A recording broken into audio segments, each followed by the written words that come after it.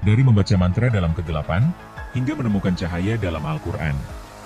Apa yang membuat seorang mantan penyihir meninggalkan semua yang pernah dikenalnya demi Islam?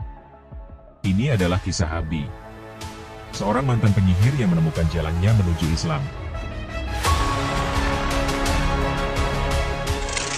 I was a polytheistic pagan.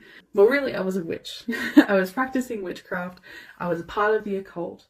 I had thousands of dollars worth of occult items that any occultist would dream to have.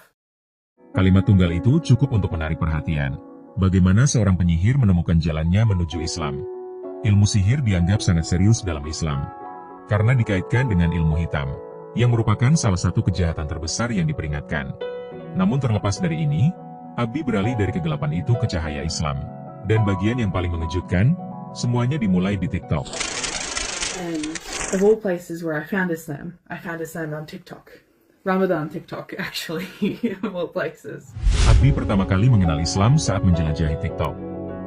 Berusaha mempelajari lebih lanjut tentang Ramadan, ia tak bisa menghilangkan perasaan bahwa Islam memanggilnya. Meski mengabaikannya, semakin banyak yang ia temukan. Semakin sulit baginya untuk mengabaikan kebenaran. Ia menghabiskan seluruh 30 hari Ramadan untuk membacanya. Setiap halamannya, hatinya melunak. Dan cintanya pada Islam dan doa pun semakin kuat. Abi segera merasa siap untuk mengambil langkah penting berikutnya, yaitu mengunjungi masjid. Dan sejak saat itu, semuanya berubah. Tentu saja jalan hidupnya tidak tanpa tantangan. Namun, ada satu pertanyaan tertentu yang terus mengganggunya.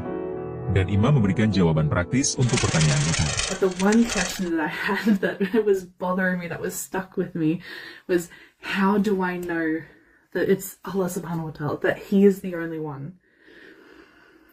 They didn't give me any long list of what I can do. They gave me this task to do, which was to speak to Allah subhanahu wa ta'ala myself, to speak to Him as if I'm a friend, to connect with Him, to give Him all of my troubles, all of my happiness, and I'll find Him. Dia menemukan Islam meskipun latar belakangnya dalam politeisme. Untuk menggambarkan usaha di balik keputusannya, dan bagaimana Allah membimbingnya. Pertimbangkan contoh saudara Sajid, yang bertemu dengan seorang penyihir pagan dan memperkenalkannya pada Islam. One thing that's special about the human being is that Allah gave us the freedom to make our own choices. Allah tells us, and say, the truth is from your Lord, so whoever wills, let him believe, and whoever wills, let him disbelieve. When I was in college, I had a classmate, and she was a witch. She practiced a pagan religion called Wicca, and she loved things that were dark and gloomy and evil and spooky. And when I told her about Islam, she said that she believed that it was the truth. She believed that Prophet Muhammad must have been a prophet, that the Quran was from Allah. But she said she would rather go to the hellfire in the hereafter than to change. She said she loved the life of this world and the way that she lived too much to change. Allah tells us, those are the ones who have bought the life of this world in exchange for the hereafter. So the punishment will not be lightened for them, nor will they be aided. Brothers and sisters, understand, some people, they knowingly choose misguidance. They choose evil over that which is good. They choose falsehood over the truth. Make sure that you make the right decision and choose the hereafter. Penyihir itu memilih untuk pergi ke neraka alih-alih memeluk Islam. Ini menunjukkan bagaimana hati bisa dibutakan. Meskipun memahami beratnya tindakan dia sengaja memilih untuk melanjutkan jalan itu.